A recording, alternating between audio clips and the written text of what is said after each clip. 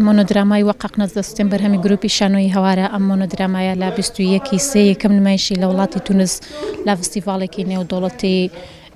نمایش کراوە و دوا بەدوای ئەوە لە شاری کەرکووک و لە هەولێر و وەلا وڵاتی قاهێرە لە فستیڤاڵێکی نێودەوڵەتی بەشداریمان کردووە بە هەمان شێوە لە چوارچێوە فستیڤاڵانەیە لە شاری بەغدا بەشداریمان کردو دوو خەڵاتی یەکەمی فستیڤاڵمان بەدەستهێناوە ئەویش خەڵاتی باشترین ئەکتەرێکی و باشترین نمایش بوو. باسی ئەوە کە تا هونەرمەندەکانمان لە ژیانان با ڕێزیان بگرین نەوەکو ئەوەی کە کۆچی دوایان کرد یاخۆ ژیان ئاوایان کرد تا جێگوڵینەیان پێشکەش بین و پەیکەریان بۆ دروست بکەین. دیارە ئەمە پەیامی ئێمە بوو لە ڕێی ئەم شانۆیەوە.